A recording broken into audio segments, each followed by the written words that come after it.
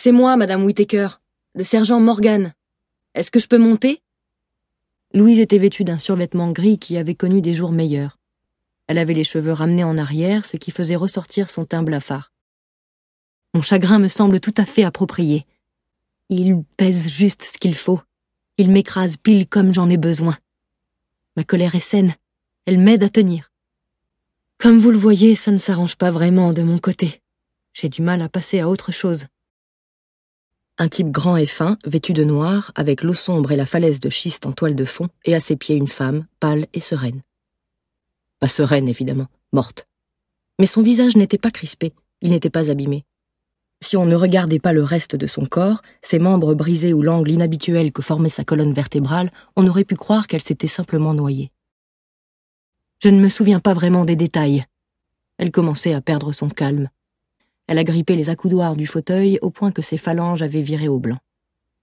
Nell a dû m'entendre. Elle est sortie et m'a demandé de les laisser tranquilles. Elle m'a dit qu'elle était désolée pour moi.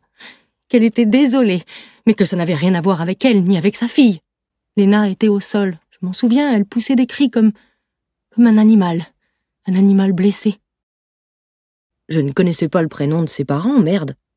Personne ne m'avait rien dit. Et quand j'avais lu le manuscrit de Nell Abbott, je n'avais pas prêté plus attention que ça aux détails d'un suicide remontant à plus de 30 ans. Il faut dire que ça ne me paraissait pas d'une importance capitale pour l'enquête.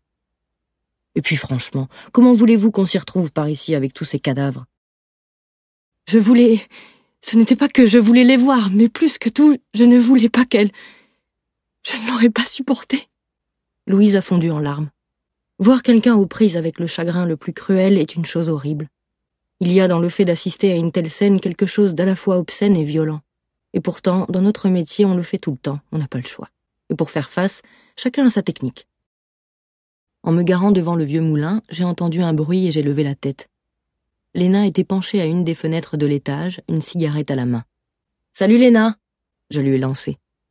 Au lieu de répondre, elle a pris tout son temps pour me viser, puis d'une chiquenaude, elle a jeté son mégot dans ma direction avant de disparaître à l'intérieur en claquant la fenêtre.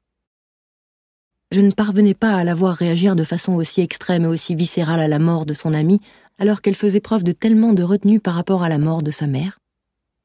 Était-il possible que Lena, bouleversée par la douleur de Louise, ait fini par croire aux accusations de cette dernière ? Un frisson me glaça le dos. La théorie paraissait peu crédible, mais elle existait. Et si, comme Louise, Lena avait reproché à sa mère la mort de Cathy? Et si, dévorée par le chagrin, elle avait décidé de prendre les choses en main,